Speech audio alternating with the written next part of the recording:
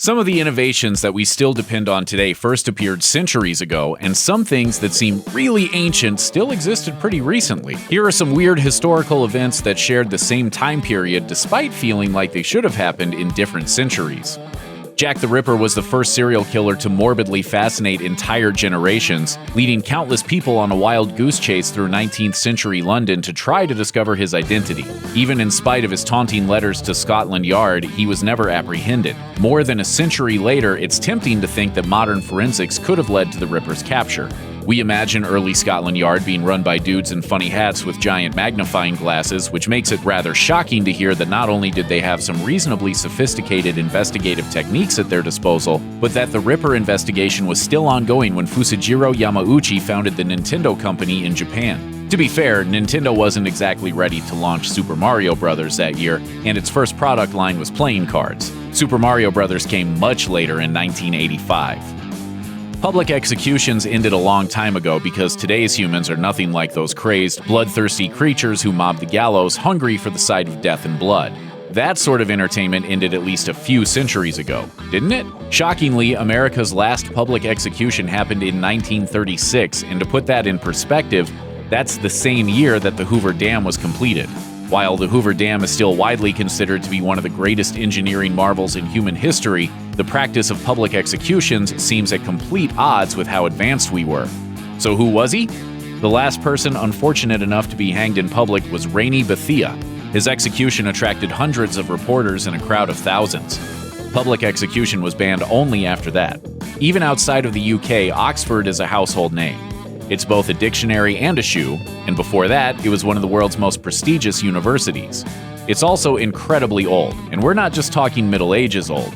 Nope, keep going back. University of Oxford historians say there is evidence that teaching at Oxford began as early as 1096 AD, which was also the same year that the Crusaders answered Pope Urban II's call to arms.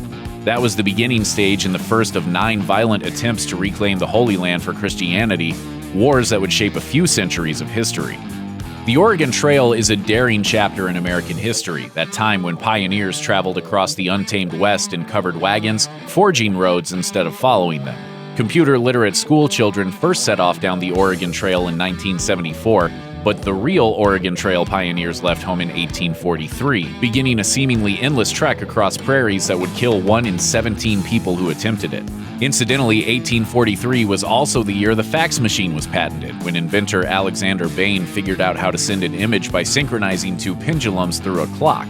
It probably won't surprise you to hear that Bain's invention didn't really catch on right away. It was improved upon over the years, and a standard for the transmission of images over distances didn't emerge until the 1980s. The woolly mammoth is a massive creature that once roamed ancient America, and today they can be seen only in museums and movies.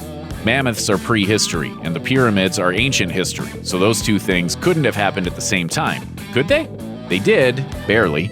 Most mammoths were actually extinct by the time the Egyptians were laying down those first stones, but there was still a small population living on an island in the Arctic Ocean, somewhere between Alaska and Siberia. Mammoths occupied Wrangel Island up until about 4,000 years ago. The pyramids at Giza were built roughly 4,500 years ago, so mammoths were around long after those pyramids were old news. The Wrangel Island mammoths outlived the rest of the mammoth population by about 6,000 years, but when their island home broke away from the mainland, they were already doomed. That's because the population was small and isolated, and Hollywood can't even write a story more heartbreaking than the idea of those last few lonely mammoths. Eventually, human beings realized that walking upstairs is for suckers, and the escalator was invented. What's weird about that, though, is that it happened at the time Hawaii was ruled by a monarch. The escalator was invented by Jesse W. Reno in 1891, and 3 years after he patented it, he built one as a Coney Island novelty ride. A few years after that, it finally dawned on the world that Reno's invention could be used to address the problem of stairs, and the escalator as we know it was born. At the same time Reno was dreaming up his Coney Island attraction, Liliuokalani was proclaimed Queen of Hawaii. Even as she assumed the crown, the islands were inundated with American settlers hoping to get rich from the sugar industry. Her reign only lasted for 2 years.